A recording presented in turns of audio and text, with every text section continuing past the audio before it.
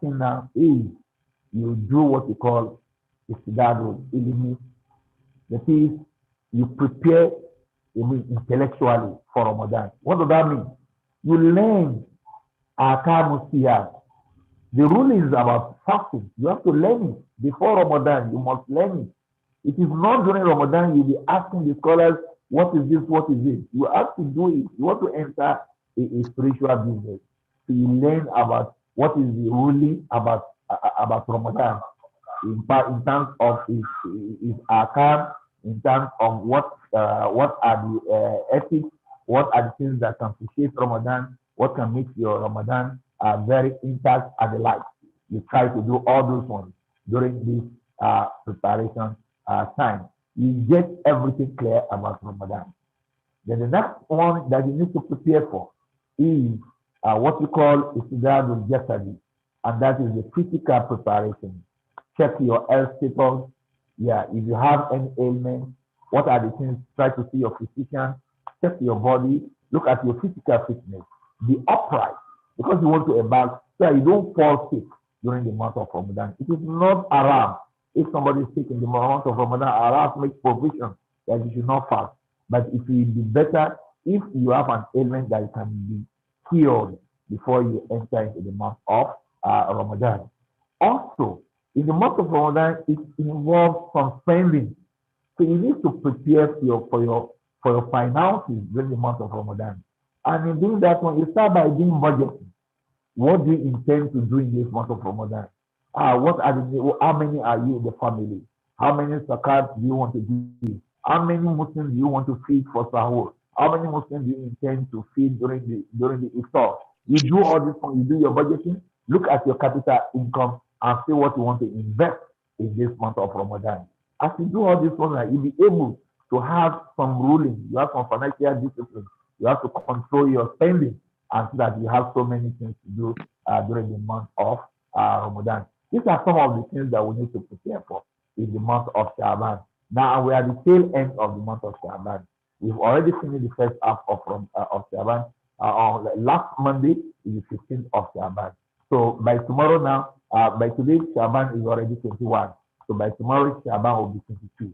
So we are moving close to the commencement of Ramadan. These are some of the things we need to prepare ahead of time so that we are fully ready for that bounty reward that we are going to get in the month of Ramadan.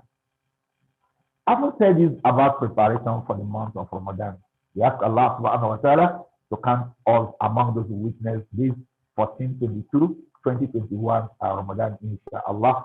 Now, before I go into the ruling and some fasting, I want you, my dear brothers and sisters, to know that after last year Ramadan till today, we can be categorized into 4 categories of human beings. The category 1 are those who fasted in the month of Ramadan last year, and they will not be part of this year Ramadan. They may still be living today. It may be me and it may be you. We ask Allah to grant us His Rahmah so that we witness this year Ramadan. There will know category 1 are those who fasted last year, but they will not fast this year. That is, they will pass on before. And before you can take yourself away from that category, it is when we have the crescent of Ramadan and you're able to take your Zawari, you are part of it, and say, Alhamdulillah, I'm part of 1422. The second category are those who will fast this year Ramadan. But this year Ramadan will be their last fast on the surface of the earth. Supposing I and you were in that category, what becomes of us in this month if we have that guarantee that after this 1422 Ramadan, we are not going to have any other one? Won't you double your effort? So why can't you work on that assumption? Even though we are praying for more and more. And inshallah, Allah is so much will grant us. But let us understand that one Ramadan will always be the last Ramadan. We ask Allah subhanahu wa ta'ala to grant us this year Ramadan and give us more opportunity to witness the month of Ramadan. Part of the third category are those who fasted last year and they are going to fast this year, but they will not complete it. They will start this year, they will not complete it. Some will fast, will complete, and they will still witness another year Ramadan. Of what category can we place ourselves? As a Muslim, this is why we need to keep on reflecting and thanking Allah for preserving our souls to this moment. Now, what are the rulings? By way of reminding ourselves, what we are doing this evening is more or less like tafsirah. We are only reminding ourselves. We are familiar with Ramadan. But I want to give us a caution. You know, for those of us in the area of management, when you count something as routine activity, there is always that tendency to not want to take it more seriously because you are used to it. But ibadah is not like that. Because for every ibadah, it's an opportunity. And for every opportunity granted to every Muslim, he will account for it on Yom Al-Qiyamah. So that's to be our understanding that this opportunity we're about to grasp from Allah by giving us the opportunity of fasting in the month of Ramadan. We need to make the best use of it. The first thing we need to understand is that what makes Ramadan to be a compulsory, it could be a month that we have to fast therein. Because Allah has informed us in the glorious Quran about the month of Ramadan. First, if you look at the glorious Quran, Surah Al-Baqarah, I will take it first from verse 182 or 183. Let's take it from 183. That is, Ya ayyuhalladhina amanu kutiba alaykum as-siyam kama kutiba ala alladhina min qablikum la'allakum tattaqun. That is, all you will believe, I've ordained for you, I've made it compulsory for you. It is an obligation on you to fast. And this thing is not peculiar to your own generation. I've equally made it compulsory for people before you. For one singular reason, لَعَلَّكُمْ تَتَّقُونَ. What this means is that the goal of fasting in Islam is to fear Allah. It's to fear Allah. And the fear of Allah is something that resides in the heart. But there are manifestations that we normally see to know that this is a God-fearing person. Now let us justify why, yes, Allah has made it compulsory. But in which month? Is it in Rajab? Is it in Safar? Is it in Dhul Hijjah? No. Allah told us in 155, the same Surah Al-Baqarah, Shahr Ramadan. Allah says, the Quran, in the month of Ramadan, الذي أنزل فيه القرآن, in the month he revealed Quran to هدى للناس وبينات من الهدى والفرقان. He has made it to be a source of guidance and a criterion from false and the truth. But where we are going is this one. Allah says, فَمَنْ شَهِدَ مِنْكُمْ, whoever witnessed the month of Ramadan, فَلْيَصُمْهُ, he must fast. So that is where we are now making things that's the justification for fasting in the month of Ramadan, and that the fasting in that month of Ramadan is equally a compulsory fasting in Islam. Because Allah has instructed whoever witness the month, فَلْيَصُمْهُ, let him or her fast therein. Now, these things can always come, especially for those who are ignorant about our faith.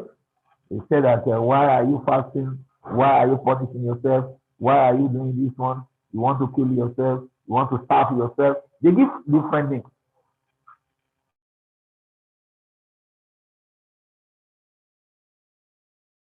Let us understand that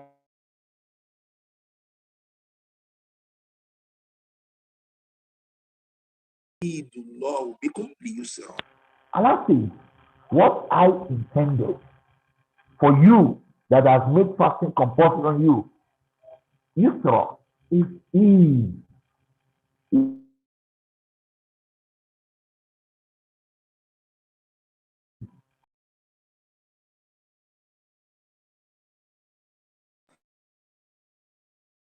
So we need to understand that as a Muslim. Fasting is not a punishment. Because some people say you are punishing yourself. No!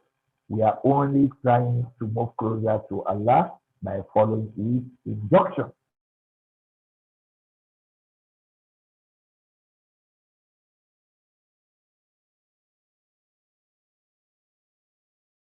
Is compulsory because now part of the ruling is that for how many days do we fast? Do we just keep on fasting? No, it's just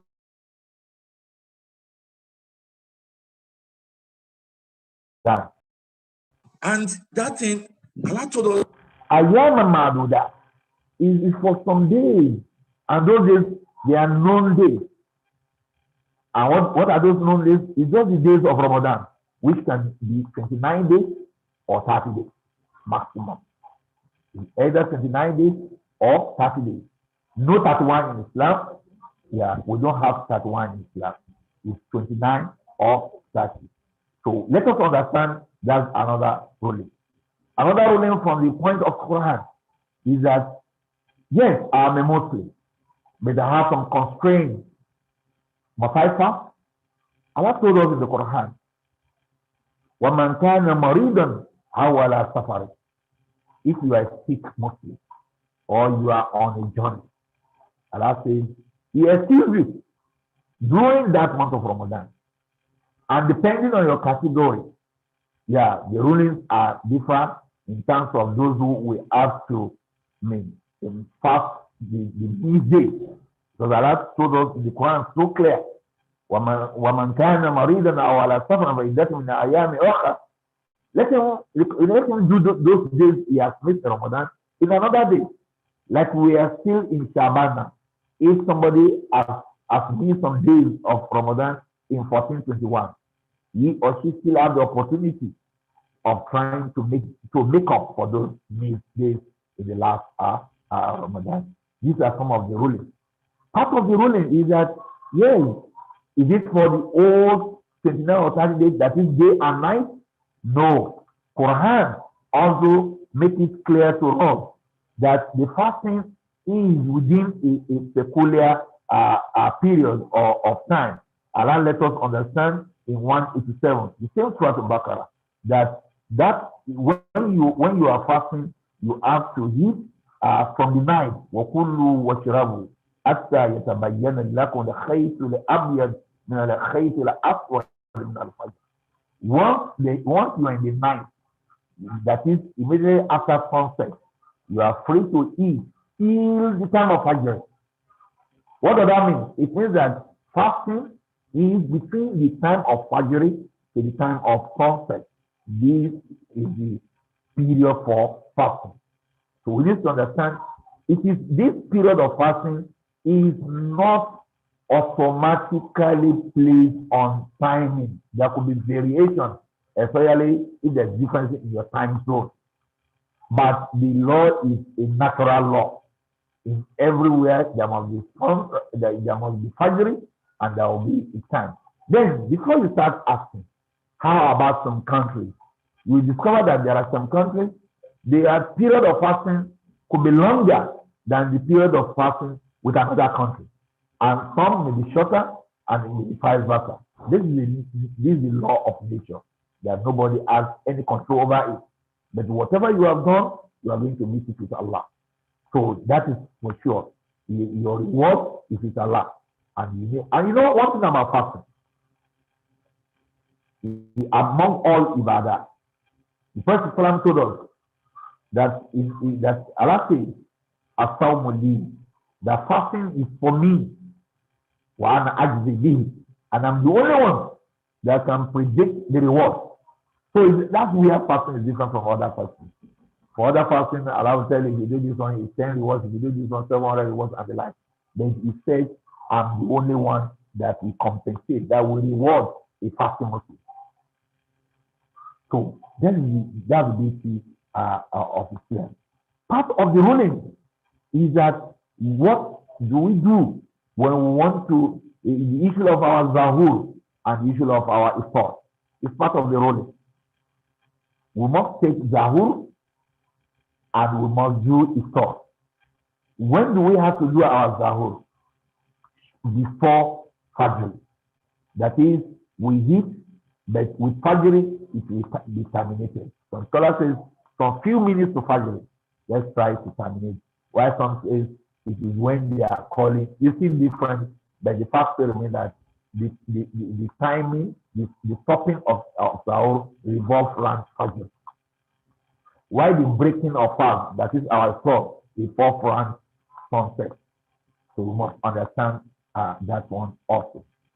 Part of the ruling is that will I just use anything to take my Zahur or to do my Iftar? No. In Islam, there are rulings. Part of what the Prophet Islam told us is that you do not abstain completely from Zahur. You know, Zahur at times is not easy for some people to take meal at that particular time. But the Prophet Islam said, even if just to drink water, because in Zahur there's barak. So they want us to take Zahur. So we now talk about our Iftar. Our Iftar, usually it is better you do your Iftar by breaking your fast when it is time for sunset. Therefore, we do our dua, we take our date, the wet one or the dry one, and where we cannot see any of these two, we take water based on the recommendation of the Prophet. Then we can take any other fruit along with it. Then we continue with that. So these are some of the things that the time may not be able to allow us to see everything. But what's important is that we need to understand there are rulings guiding fasting during the month of Ramadan. Let us take note of those things and let us read more, seek from the scholars of Islam and read more about the Islamic rulings on the fasting during the month of Ramadan, so that we can get what are the virtues of Ramadan?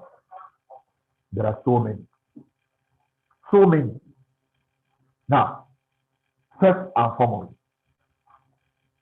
it is a month that every aspect of that month, what do I say? Every aspect of that month, every second, every minute, every hour is full of ajr, is full of reward. No anytime. In terms of istijaba, in terms of acceptance of dua, it's a revolve round. Now, in this month of Ramadan, yes, we are told by the statement of the Prophet that for us to have more time to do more ibadah, Allah will shade the evils, will shade them among the shayateen, it will shade down. So you find more time, you do more ibadah during that time. During this month of Ramadan, part of the virtue is that there is a night in that month of Ramadan, a night that when you worship Allah during that night, and you are able to hit that night, that worship of Allah in that singular night will be equivalent to somebody who worships Allah for 1,000 months. And 1,000 months means over 80 years worship you are going to get. Now, look at the month of Ramadan. It's the month of Quran. We do more of Tilawah in the month of Ramadan. And the Prophet Islam told us, one letter of Quran, the reward is 10. Alif, 10 rewards. La, 10 rewards. Mim, 10 rewards. Alif, Lam, Mim, 30 rewards. Just, and keep on counting it like that. The month of Ramadan is the month that the angels, led by Jibreel, will come to the surface of the heart. With the acceptance of dua, doing so many things for the Muslims. Remember, even during the time of when the Prophet is still alive, the Jibreel will come, you will recite Quran together with the Prophet. The month of Ramadan is the month that you see people, they'll be struggling to go to Umrah. Yes. You know what? One of the things we missed in the last year Ramadan is because of COVID-19, we couldn't make Umrah in the month of Ramadan. So Alhamdulillah, that the curve is gradually being flattened, and the Saudi Arabia is making more effort for people to start moving in at least the kingdom has released that at least the true masjid will be ready at least to receive about 60,000 Muslim worshippers during the month of Ramadan. So we keep on worshiping Allah, we get so many rewards during the month of Ramadan. It's the month we move closer to Allah subhanahu wa ta'ala. There are so many verses that makes Ramadan different from other months. It's different from other months. Yeah. In the month we try to seclude ourselves in the month called itikaf. It's still the same month of Ramadan. There are so many things in the month of Ramadan in Jannah that we are all aspiring to. Part of the benefit is that there is a door in one of the doors of Jannah called Babu Rayyan, the door of Rayyan. This door is only those who pass that will pass through that door. Once they finish, the door will be locked. You can still enter Jannah, but not through that door. That door is a special door for those people who are entering Jannah and they are fasting Muslims. May Allah subhanahu wa ta'ala accept our siyam. May Allah subhanahu wa ta'ala accept our siyam. May Allah subhanahu wa ta'ala accept our dua in this blessed month of Ramadan. Now, we have talked about Ramadan. First and foremost, what is the philosophy behind Ramadan? Why Ramadan?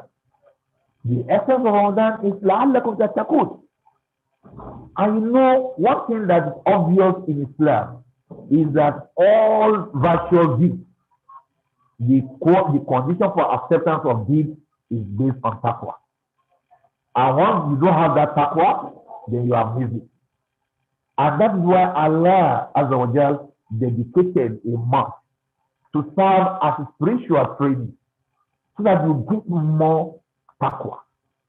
Because without taqwa, as a Muslim, you can't go anywhere. All virtual deeds revolve around taqwa.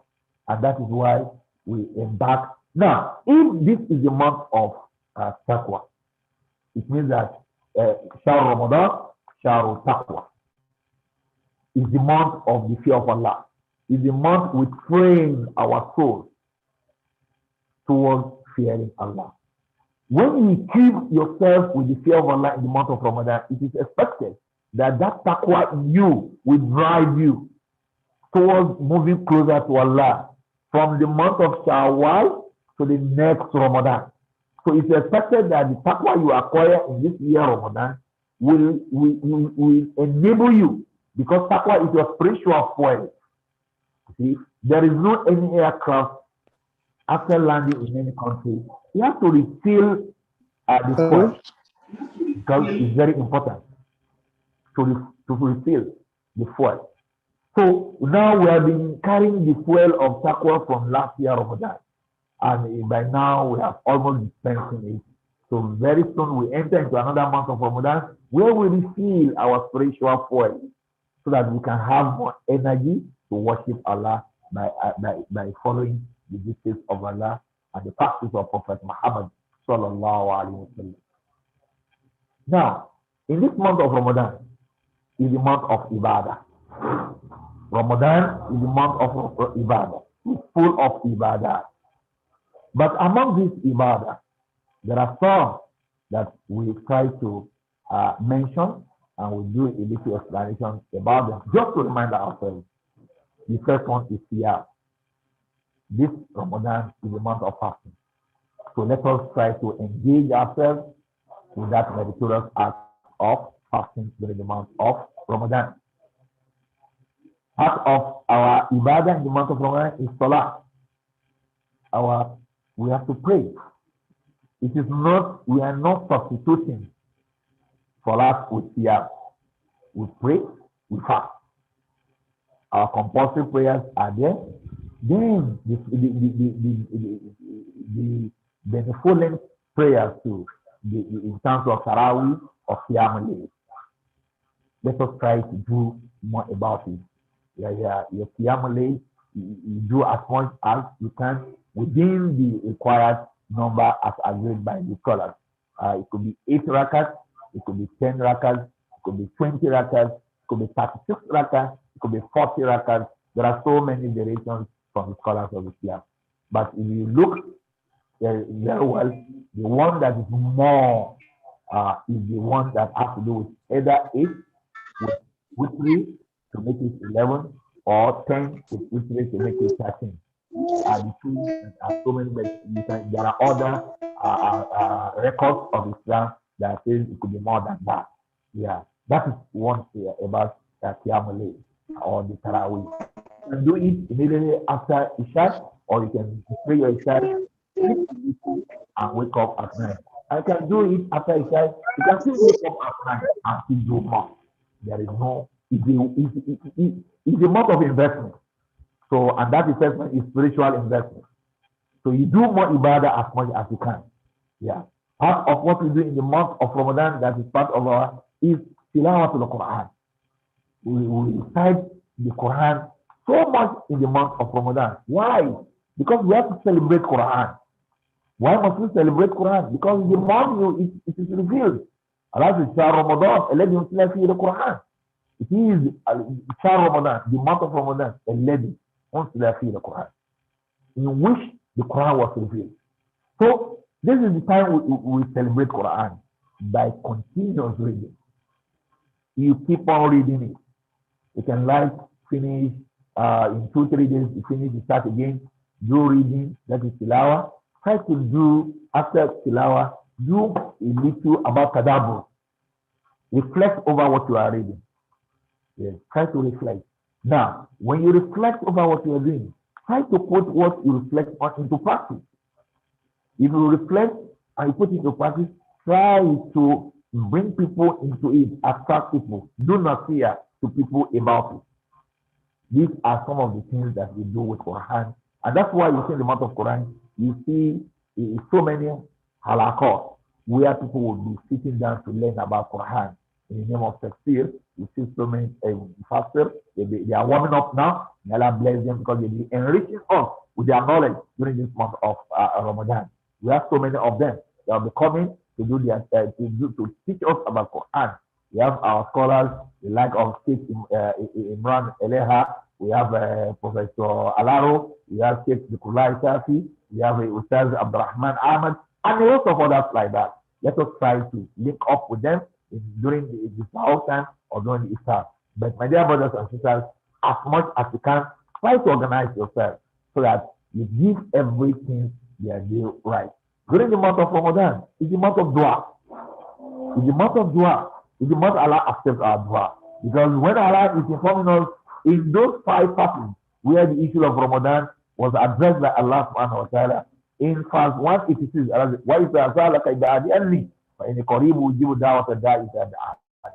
Allah says, if they ask me from you, Muhammad, about me, Allah, inform them that I'm more closer to them. And I do answer all the requests from my humble servant. But with the condition of they should attend to my calling. Once Allah calls you, answer. What do you mean to be? Try to believe in Allah. Once you do this one, Allah says He's going to accept our prayer. Part of the ibadah in the month of Ramadan is the issue of itikaf. Yeah, we have itikaf. Not that we cannot do itikaf after Ramadan, but the sunnah one that is most popular, the one we normally do in the month of Ramadan, especially the last 10 days of Ramadan. Where can we do our itikaf? This is a topic on its own. But let us know that any masajid, especially where Juma mosque, where Juma prayer is being observed, you can as well do your itikaf. But if you have the means of going to the house of Allah in Mecca, if you have the means of going to the house of Allah in Medina, if you have the means of going to the house of Allah in Palestine, in Jerusalem, Muslim Aqsa, these are beautiful places. You get even more reward. But if you cannot, you can stay in your local mosque wherever they are observing Juma clearly. But let us remember that the COVID-19 is still much around. So when you are doing your itikaf, try to make sure that you follow all the necessary COVID-19 protocols so that we don't go we don't enter the mosque and start coming out to the another area. Part of the ibadah that we can do in the month of Ramadan is going to Umrah, because we read from the statement of the Prophet that if anybody that performs Umrah in the month of Ramadan is as good as he perform Hajj with the Prophet. So this is one of the, if you have the ability, you can go during this. It's a month that we do sadaqah. We do a lot of charity. We do a charity by giving people iftar, by giving people sahur, by giving people money, by providing ease for people.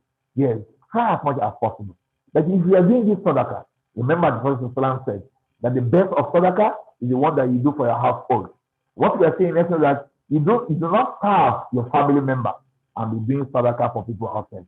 Start your sadaqah from your household and extend it to other members of your community. Yeah, your neighbors and the like. Try to extend it to them during this month of Ramadan. Part of the activities in the month of Ramadan is that when Ramadan is coming to an end, we do what we call Zakatul Fitr. It is Zakatul Fitr. There are rulings about it that the other scholars will be explaining. Then we try as much as possible when the Ramadan is finally rounded up, then we go for what's called Eid al-Fitr. These are ibadah that are peculiar with Ramadan. You can do as much as you can. Now, how can we annex more rewards? Number one, let us try to purify our intention, because innamal a'malu binniyat. Every action shall be judged according to our intention. وَمَا أُمِرُوا إِلَّا لِيَعْبُدُوا اللَّهَ مُخْلِصِينَ لَهُ الدِّينَ حُنَفَاءَ. Let us make sure that we purify our intention. Mere fasting without good intention will never carry us to anywhere. So let us purify our intention. Let us make our intention. Our intention is solely to see the reward, to see the rahmah of Allah. So we are not fasting because of anybody. We are fasting because of Allah. I know the ruling, the not eating, not drinking, is only between you and Allah. Yeah, because there's nobody policing you. Rather, your soul is the one that is policing you. And because that soul, it is soul that is fearing Allah, you will not do anything contrary to your intention. So let us have a very firm intention. Then next to that one is our ibadah must not be copy. What do I mean by copy? I just see somebody doing that. No, try to understand your ibadah. Try to ask questions if you don't know. Try to read from the point of the Quran. Try to read from the point of Hadith. Listen to the scholars of Islam. Let's worship Allah let us be a knowledgeable worshiper. Have a quantum of ideas of what you are doing in your ibadah. It's very, very important. Now, let us try to adhere to the sunnah of the Prophet when we're in this month of Ramadan, and let us keep on longing to meet Allah and avoid things as much as possible. Finally, because of the time, we don't have a lot of time. That's the nature of life. The time is just much. I just want to appeal to you, my dear brothers and sisters, is that most of Ramadan, we need to be very conscious about our time management. Let us be more conscious about our time management. And I want to explain by looking at some time management matrix. Yeah. And taking this matrix from these two things, important and urgent. Now, let us look at our activity during this month of Ramadan. Is that activity is actually important and very urgent? Meaning that, is it an activity that I must do now because it's very important and very urgent? Or is an activity that I can delay till after Ramadan? Now, another matter is that, yes, it's important, but not urgent. So, if it is important but not urgent, can I delay it? So, you need to look at it. So, when you are taking, now, because some of these things, you say something is important and urgent, it's a function of the time. Let me give you an example. And the muazzin is making a comma, and is already at the middle of the comma, and you have not performed your rakatain al-fajr, and it's salat fajr. Yes, rakatain al-fajr is important, but as at that time, it's no longer urgent. Because another meritorious time, which is very important and very urgent, is there for you to join. So these are the ways you look at some of these things. Yes, it may be urgent, but not important. Now, the one that you must try to avoid something that is not important and is not urgent. And finally, be careful about what I describe as time killer. Time killer. Something that will steal your time from you. Something that will waste your time. It take your time. The lack of your phone. You go onto internet, you do everything. Be very careful. And finally, let us be prayerful in the month of Ramadan. Do not hesitate to ask Allah. Present your bill to Allah. Allah is capable. He will appropriate it for you and will give you the resources to put that in your budget at the end of the day. We ask Allah subhanahu wa ta'ala, this too, we are able to explain to ourselves, to remind ourselves, to encourage ourselves, to prepare our soul to meet our guests, the guests of Ramadan. We ask Allah to count us among those who witness this year Ramadan. Give us the ability to pass therein and accept our acts of ibadah and reward us with Jannah. Allahumma barik lana fi Shaban wa balighna Ramadan. Subhana rabbika rabbil izzati amma yasifun. Wassalamu ala al-mursalin walhamdulillahi rabbil alamin. Jazakumullah khairan to our prof, and we pray Allah continue to increase you in knowledge and in health, and you continues to increase in knowledge and steadfastness on the part of Al-Islam. Thank you very much for that very much soul-inspiring lecture. It's a useful reminder for us and to prepare ourselves for the month of Ramadan and what we need to do there. We've had a summary and it's told us that it's a month where we would fast, we'll do lots of ibadah. We also want to increase ourselves in knowledge by listening to different lectures that is being organized by all of the organizations around us. Before we go on, I would want to apologize to us for the little bit of problems with our timing, and we running a little bit late because of the technical difficulties we had previously, and so we might be running late for up to about 20 minutes. So we crave our indulgence and to please stay with us while we complete the program. We'll try and reduce the time as much as possible over the course of the program. At this point, I would want us to, those of us who have questions, if you want to ask your questions directly, you could just use the raise hand function and we'll call you out. And for those people who have want to write their questions, they could use the chat box and put in their questions. So we'll go there and try and see if you have anyone who has questions that want to ask their questions. So that Ustaz Prof can answer our questions. So still waiting to see if there are any questions.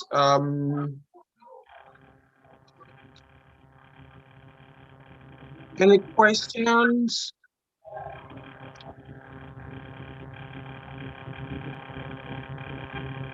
The chat box is empty. There are no hands raised. Do you have anyone who wants to ask questions? I think if we don't have anyone, I think it might take a bit of time for people to get to the point where they're asking questions. We've got one question, Prof. And the question is that does donating blood during the month of Ramadan, does it break the fast? Bismillahirrahmanirrahim. Donating blood during while fasting, by the opinion of the scholars, does not vitiate fasting. Does not vitiate fasting if you are doing it, as long as that the number of times you are using does not lead to any problem for you physically or elsewhere that you will not be able to complete your fasting. But for you to donate blood while fasting, from the opinion of the scholars, it does not vitiate your your fasting. May Allah give us the best understanding of this message.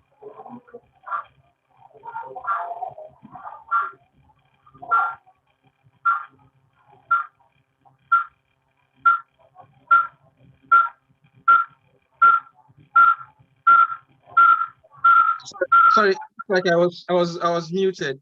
So Prof, thank you very much for that answer. The next question is, can someone take the COVID-19 vaccine while they are fasting? Yeah, while you are fasting, vaccine is not a COVID vaccine, or not. It's not a fasting generally is not a new thing, and the majority of the scholars of Islam do not against the vaccination while fasting. Yeah, the only way they normally is whether you can take a drip of water and something like that. It's just to take fasting, just like an injection. So the majority of the scholars do not see it that it's something that anticipates fasting. So you can take your COVID-19 even while you are fasting. Thank you very much, Prof. Do you have any more questions? I'm not sure we'll be able to keep our stars because we need to move on to the next item on the agenda. And so if we still have anyone who still wants to ask their question, if Ustaz is probably still here by the time we finish with the second segment, we'll take all the questions together. Is that okay with you, Prof? Thanks so much for having me. Okay. Okay, so we still have some questions coming in. If one has a relative who has missed fasting, but has then passed on before this Ramadan, how can this be addressed? Can one fast on behalf of that person? Come again. Okay, so if you have a relative who has missed some fasts from previous years, but they have now died before this Ramadan, how can this be addressed? Can one fast on behalf of the person? No, if somebody needs, that's why I said that when we are preparing for Ramadan, part of it is to do the preparation in terms of fitting of if somebody by default is missing fasting, there is already provision for what he or she is supposed to do. Is he among those who are supposed to do fidya? If it is among those who do fidya, let him do fidya once and for all. If it's among those who need to do the fasting after some days, now he was unable to do it because of one thing or the other, then we can as well do fidya for that person. Yes. But if, because by the time he has missed those days, especially if those days are more than the remaining days before the commencement of Ramadan. Because once somebody needs fasting in 1421, he has a luxury of not less than another 11 months to do his calculations and try to make this fasting back on the acknowledged. So in a nutshell, if that relative is within the category of those who are supposed to do fidya, they can do fidya for him. If the person is in category of who's supposed to fast and he does not fast and it's time for fasting now, if you still feel that you want to help, all well and good. But if you cannot, then you can still atone for it by fidya also. May Allah give us the best understanding of this message.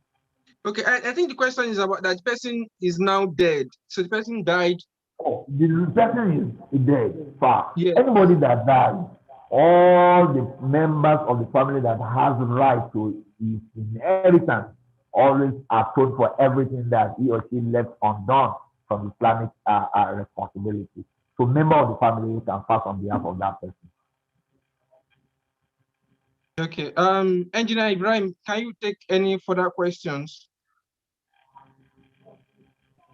Sorry, I didn't get that. Do you have any further questions? No, okay. I'm trying to confirm that. Okay, so I have a question here. Can you hear me, please? Yes, carry on. Okay, the question says, what should one do if you feel paid back your missed fast immediately after Ramadan? but you are not really sure if you completed it. What should one do if you feel you paid back your missed fast immediately? Okay, so if you feel that, yes, you actually missed some fast, but you are not sure if you really completed the fast that you missed. So what should you do in that case, sir? Yeah, in that case, hypothetically now, you miss 10 days, but your mind is saying it's like only 7 days or only 6 days. So you are in between 6 and 7. Then it's like I fasted 6. No, it's like I fasted 7.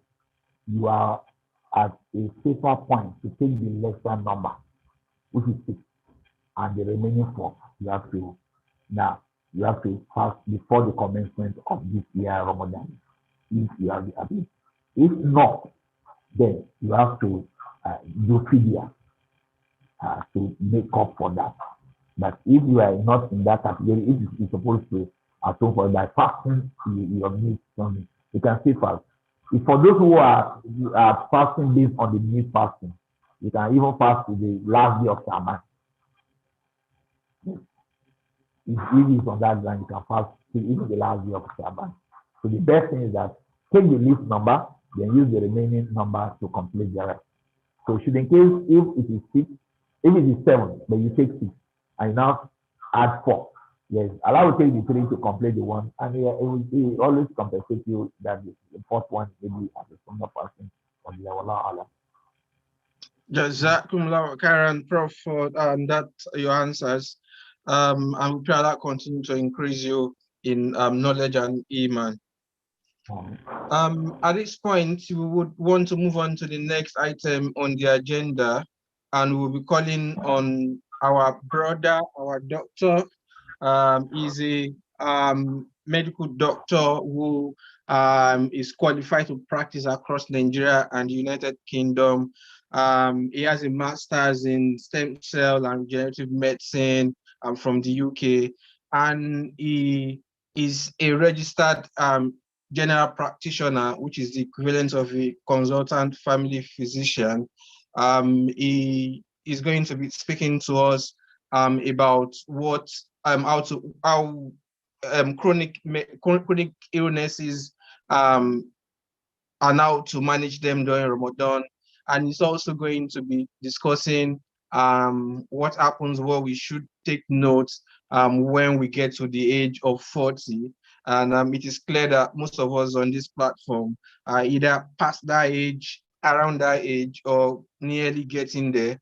And so we'll be giving us very useful tips that would benefit us. I'll be calling on Dr. Abdulmajid Odesanya to please unmute his mic and share his screen. You have the floor.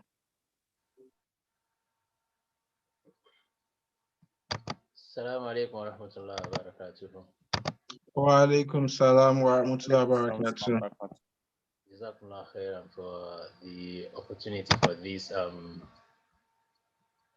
for me to give this lecture basically. So I'm just trying to share my screen first.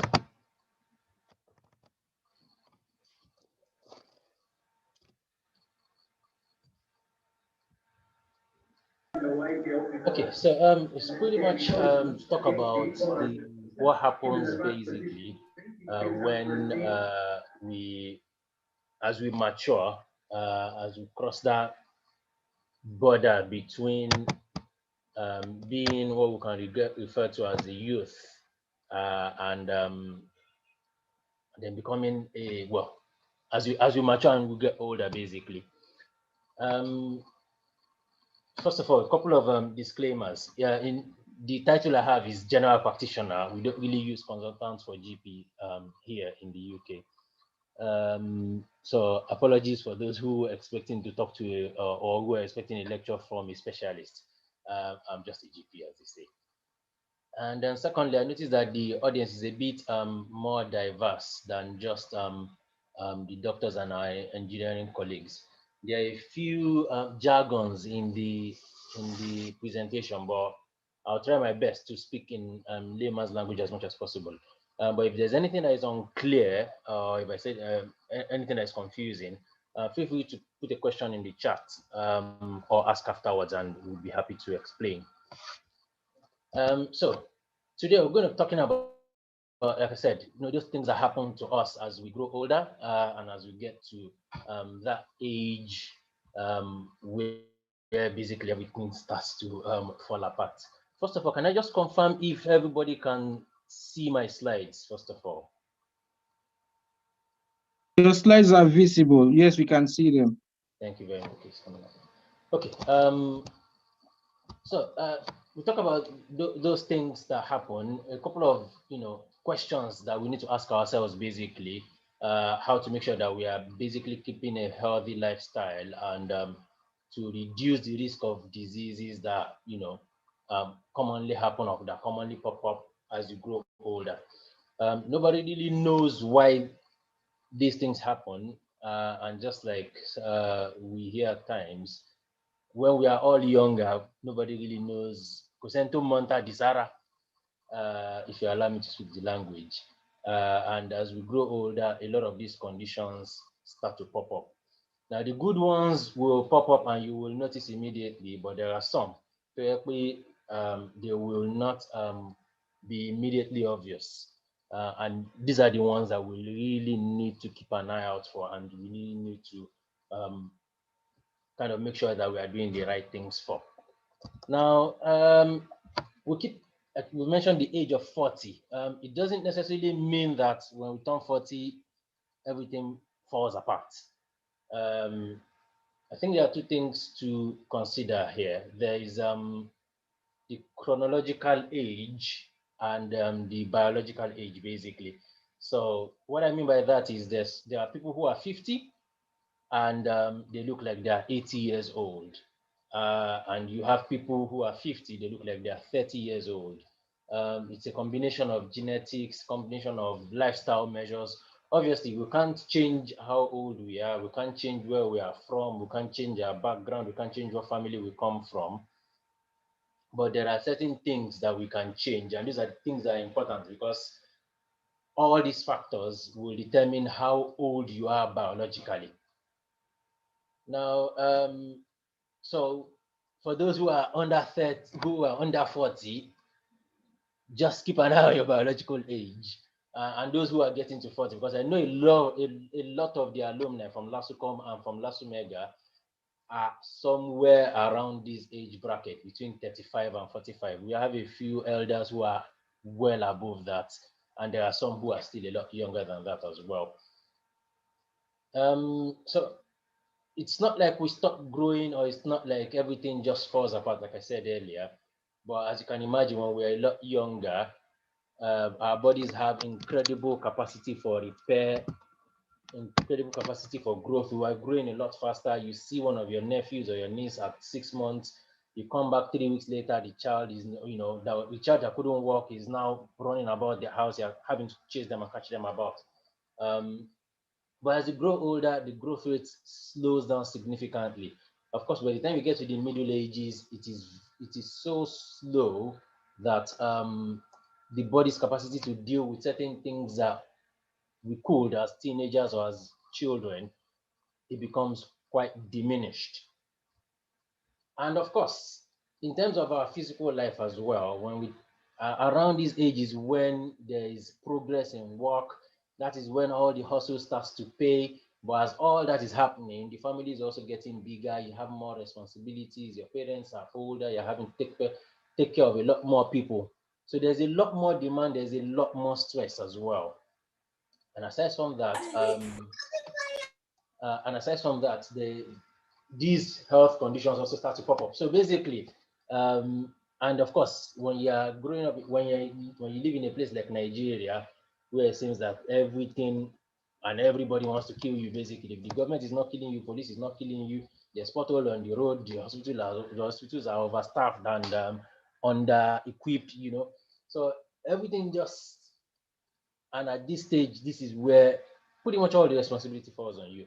So, and I put mental health issues there first, because this is something that is under-recognized, and we do not give it enough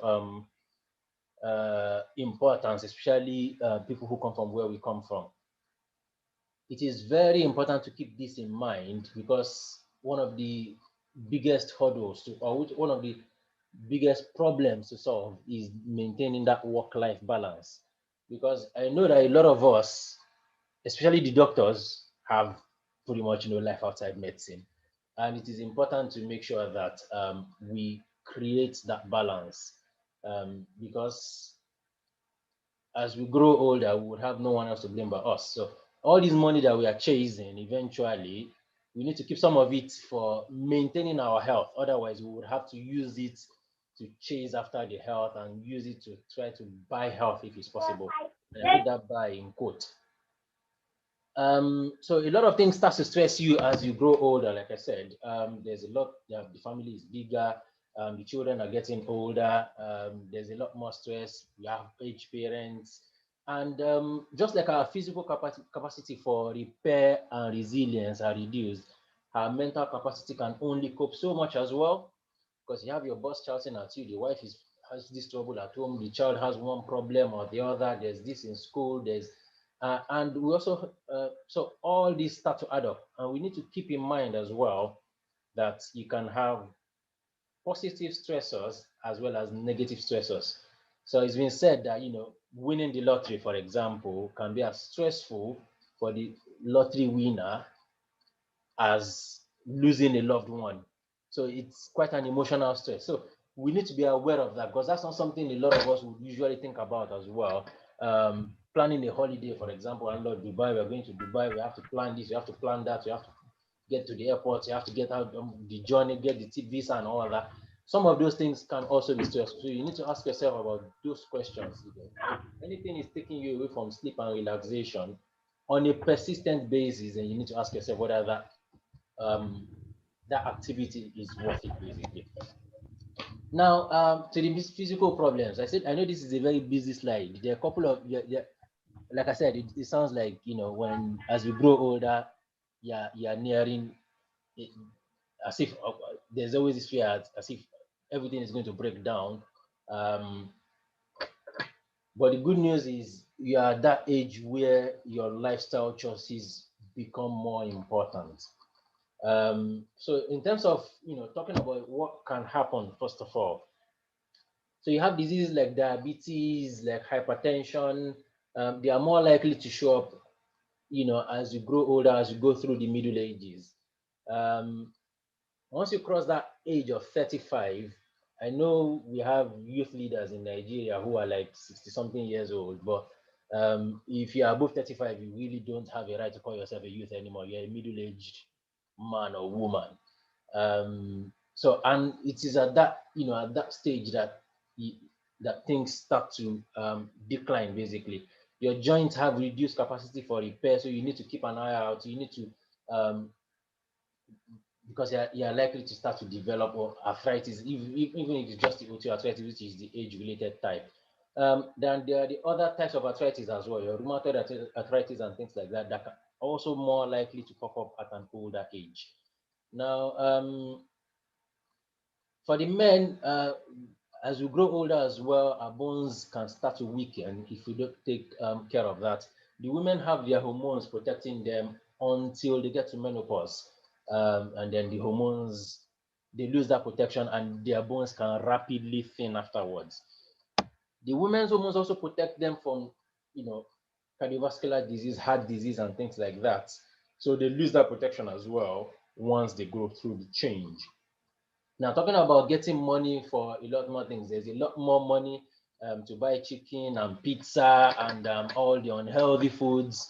I hear that Domino's are now hawking pizza in traffic. So it sounds like there's a lot more access to the more unhealthy food. So those are kind of things that, but if we indulge a lot more in that, you notice that your weight is likely to increase. You're likely to grow a pot belly. We know that where we come from Yoruba, they say, unfortunately, a lot comes with that as well in terms of the health risks.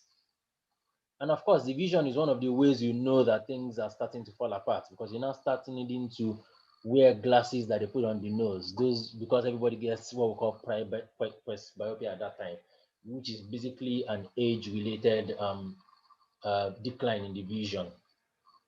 Of course, talking about repair capabilities as well, the skin is no longer as smooth.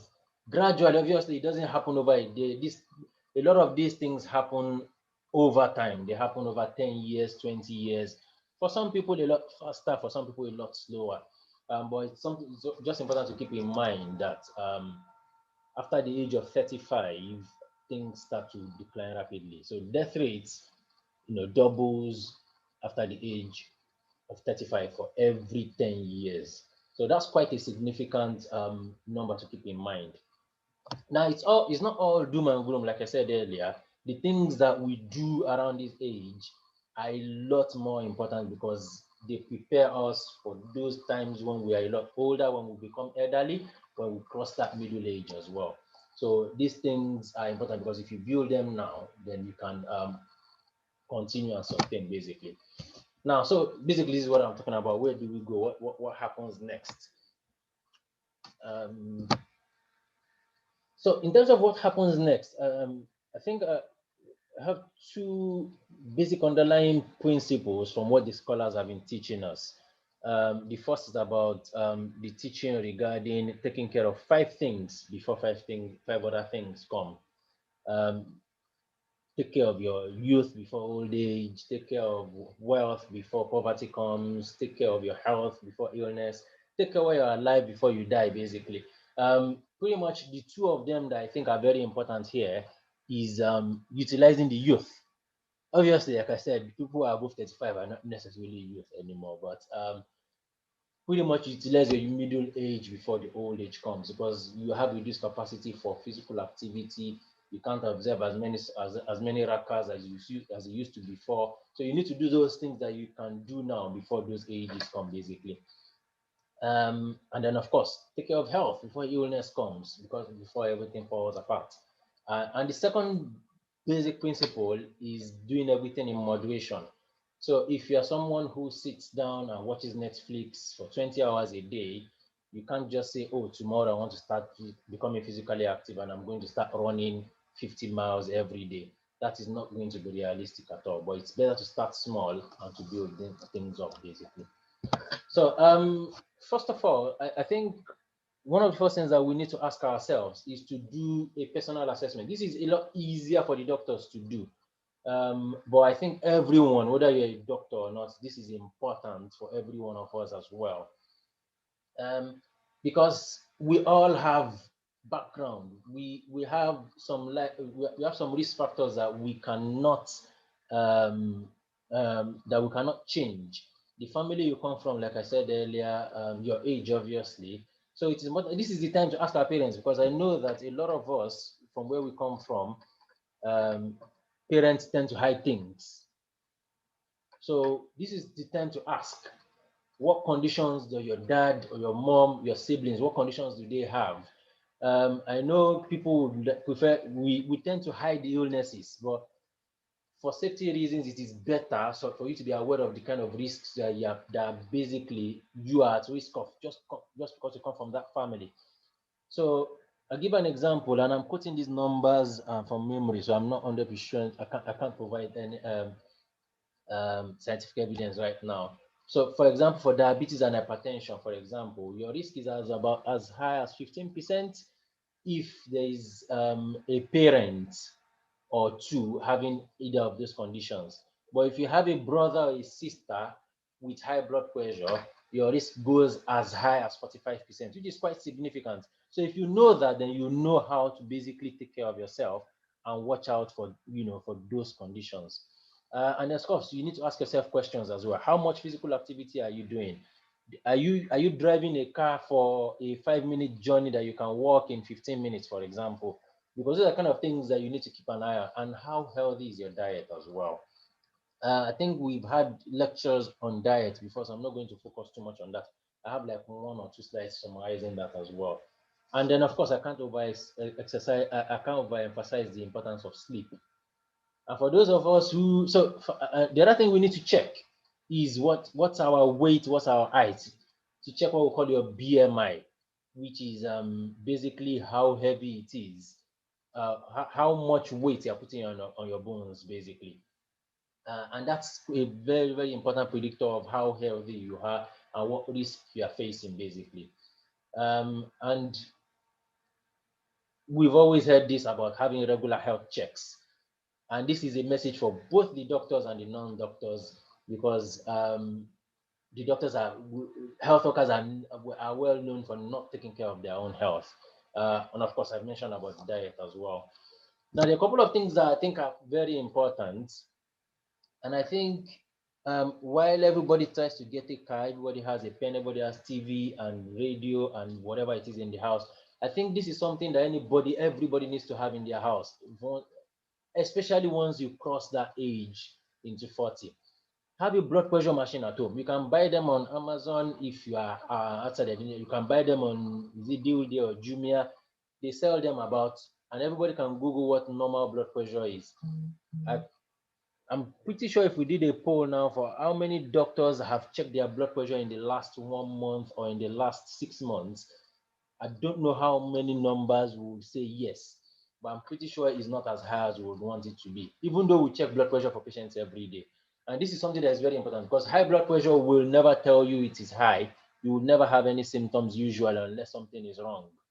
So this is a basic this is something that is basic for everybody to have. Now, others are like blood sugar. I think it may be easier for doctors to have that because you have strips that may expire. So, but you can have that. You usually have that as a regular health check with if you're having a health check with your doctor as well. And then for the sisters as well, obviously, I know we've had lectures on screening for female problems. So breast self-examinations. The brothers have a role to play in that as well. If you notice any lump, you should bring that up.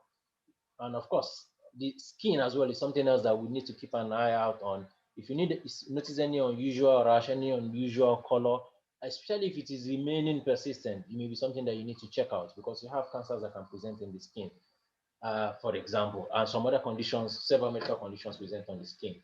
And for the brothers as well, this is the age where the waterworks start to, there starts to be a decline in the waterworks. So it's important to have prostate gland checks as well. I know it's not the prettiest thing to do or to have, but it is very important, especially if you have a family history of prostate cancer, for example. Now, this is something that I think is extremely important, and it is about physical activity. I cannot overemphasize how important it is to be physically active. The usual recommendation is that we have at least 150 minutes of moderate exercise in a week. That's about 30 minutes, 5 days a week, basically. And that's when I mean moderate exercise, it's exercise that just basically walks you up a bit, gets your heart beating faster, and gets you to the level of sweating. So it's not like, not necessarily lifting weights, but a fast walk, a moderate jog, cycling, pick up an activity that you can do. It is very, very important, because there is a lot on physical activity like I said, I cannot overemphasize, because it is important for every single thing. You need to grow, as you grow older, your muscles will shrink, like I said. So exercise will help you keep those muscles in shape, help you build them up before old age comes. Because it's not in your old age that you want to start exercising. It is important that you start before then. And of course, it can help you to reduce the risk of pressure on the joints. It is very helpful, because it's a very important management measure for arthritis as well. So it is very, very, very, very important. And talking about cardiovascular disease, heart disease, diabetes, physical activity is very important for those as well. I have numbers on here showing that you have a 14% lower risk of heart attacks, strokes, and things like that if you are doing the 150 minutes a week. And of course, if you increase to about 300 a week, which is about 1 hour, 5 times a week, that's that's a lot higher. You get a lot more reduction. And we have a meta-analysis done by Dr. Abire. For those of us who know, he's one of the living legends from LASUMEGA. Did a meta-analysis on gastric cancer, and you notice that there's an up to a 19% reduction in the risk just with sufficient physical activity. I think I'm running now, so I'm going to speed things up a bit. So like I said, start slow, build things up, make sure that you have a plan. It is extremely important that you do that. An example is how the scholars will tell us that if you want to do tahajjud, don't worry about doing 20 rakats in a night. Just start with 2 and see how long you can do that for. And if you feel that you can increase, then start to increase. Because any amount of activity is always helpful. The diet is something else that is very important, and I'm going to talk about a bit more about that. Talking about Ramadan. Um, so now talking about Ramadan, the couple of things are very important because some of us have some of these medical conditions already. Some of us have them and we don't know that we have them. And whether we like it or not, some of us are going to develop some of these medical conditions eventually. And of course, it is very important to keep in mind how to manage ourselves, whether we have any medical conditions or not in Ramadan. The good news is that Ramadan is always a time of reflection, is always a time to refresh, is always a time to think things up and reassess ourselves. The good news is also help our body system as well, resting and in rejuvenating itself basically. Now, there are things that we need to be aware of, whether you have medical problems or not. Uh, some of us, uh, some of us are in the US, some of us are in Europe, in different parts of the world. In Nigeria, where it's always hot anyway, and we always have a lot of sun, a lot of sunshine. It is important to make sure that you are not dehydrated. So it's extremely important that you have a lot of water at iftar and at sahur. At sahur especially, because you need to run through the whole day. Now, you need to be aware of things that can make you dehydrated because if you don't drink the whole day, obviously you can't be dehydrated. It's not a reason not to exercise, but it is very, very important to keep this in mind and make sure that you are not unduly dehydrated. Ramadan is not an excuse to exercise. It is very important to keep your exercise up. And just like the scholars will tell us, if you do things that are aimed at improving your life and your health and making you live longer so that you can serve Allah for longer, then everything you are doing, you'll be getting the reward for it. So whether it's that you're eating healthy, whether you're on the treadmill going to gym or whatever it is, that would be helpful. And talking about physical activity, before I forget, there was something I was supposed to mention there. It doesn't necessarily have to be treadmill or having a cycle, an exercise bike at home, because I know that some of us have treadmills and some of these sport equipment that have become artifacts and monuments in the house. You buy it and use it for 1 week, and then that's the last time you use it. But remember that you can do a lot more walking instead of driving. If it's a short distance, then you can walk or you can jog it. You can also do it within your house. If you have stairs, just go up and down the stairs. That is good enough physical activity. So you don't have to have like a formal plan or join a gym. Of course, that's helpful because by the time you're spending the money, you want to at least make use of what you're getting from the money. Well, that's on the side. Now, coming back to Ramadan as well. Now, talking about those who have high blood pressure, for example, because some people are on what we call diuretics. Those are tablets that make you urinate more. Now, they can increase the risk of dehydration. It's not a reason for you not to use them, but it is important that you have like a health check with your doctor before Ramadan starts. So this is the time to actually do this. And keep an eye out and make sure that you are drinking well enough so that you don't lose too much. Now, for some of us who have ulcers as well, and we get pain in the upper part of our tummy, uh, Ramadan, some people are unable to fast because of this, and it's a genuine reason. But some people are still able to manage it. But for those who are at risk of things like this, it's important that we make sure that you have sahur, make sure that you have your iftar.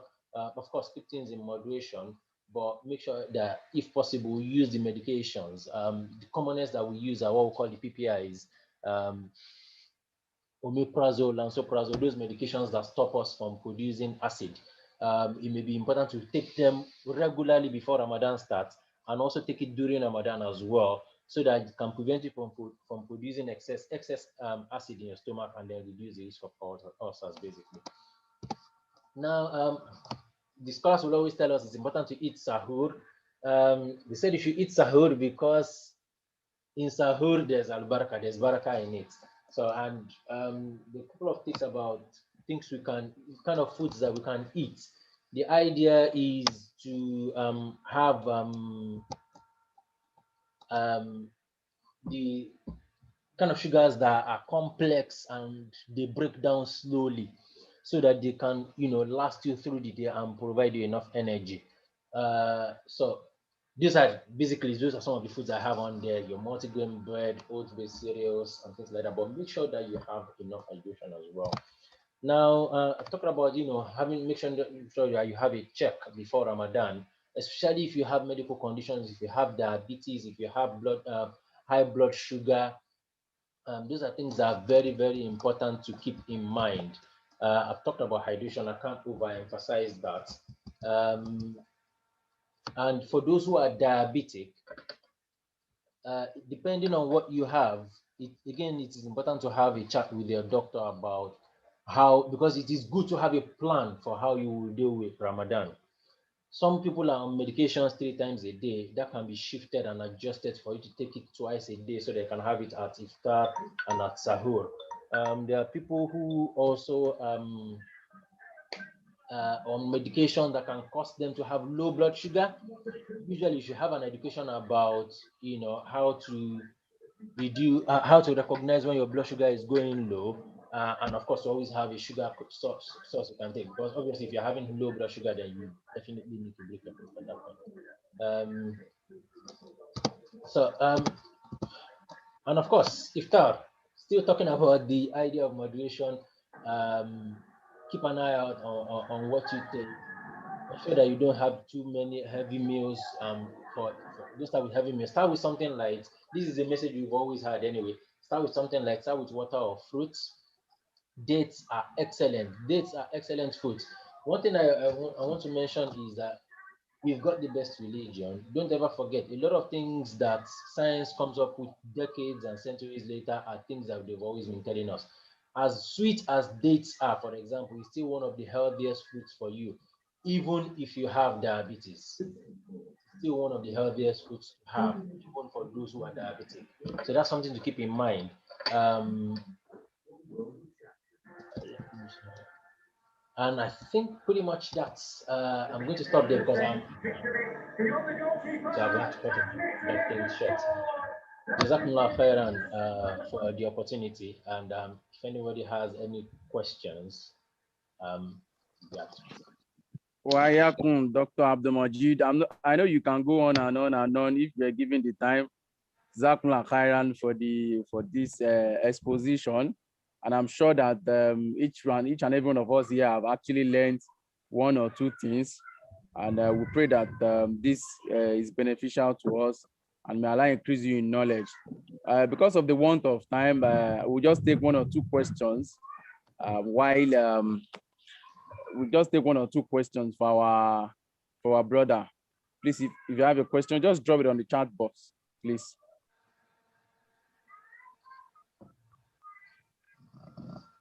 Okay, so we'll be waiting for that.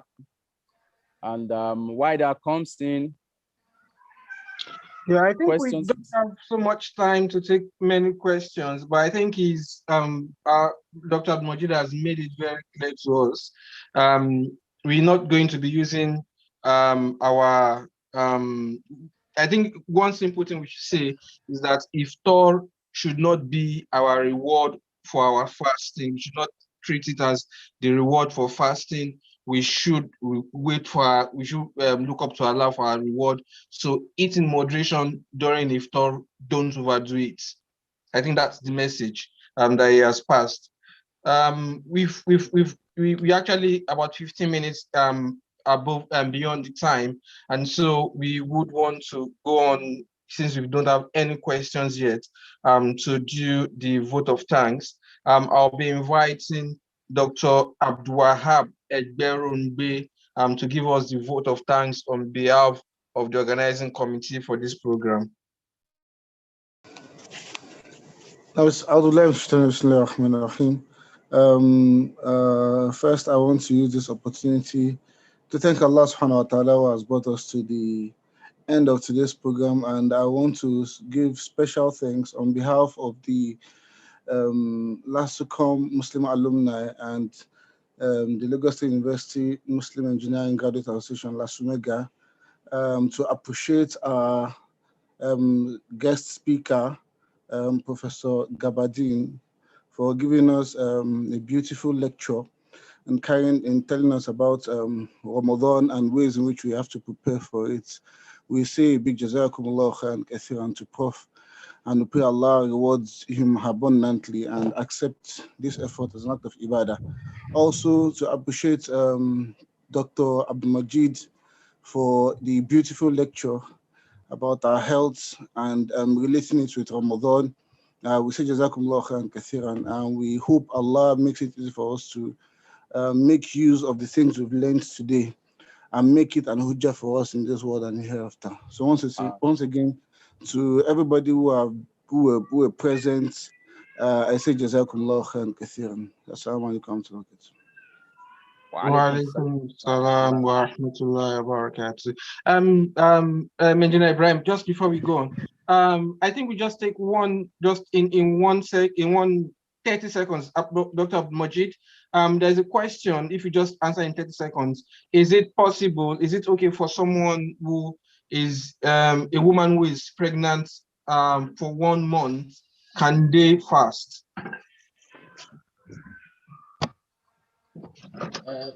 Okay, definitely a woman who is 1 month pregnant can fast.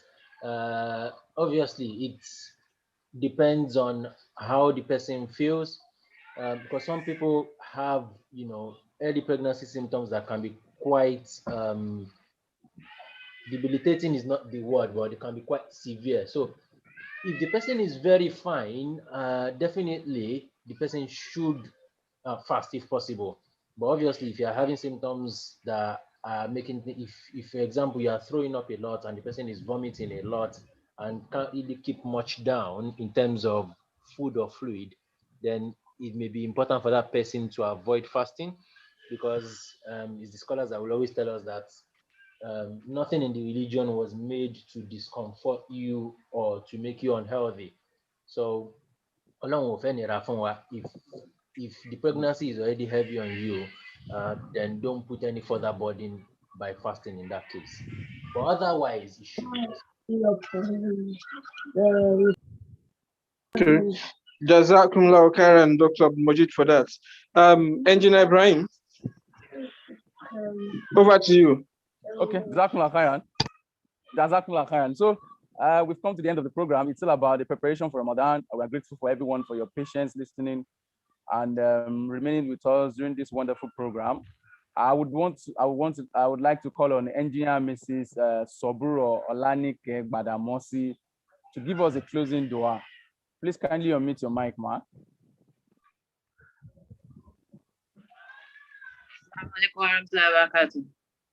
Wa alaikum salam wa rahmatullahi wa barakatuh. Alhamdulillah Rabbil Alamin for bringing us to the end of this special session. May Almighty Allah continue to add more knowledge to our facilitators, and we, the listeners, also beseech Almighty Allah to spare our lives till the beginning of Ramadan, all through Ramadan, and for other coming years. Inshallah, be Quran. Amen. Jazakumullah khairan. So we have information for us before we go. We would be inviting us to the LASUMEGA LMA 1422 Ramadan lecture, which is going to be holding on Sunday, 25th of April, 2021. Please save the date.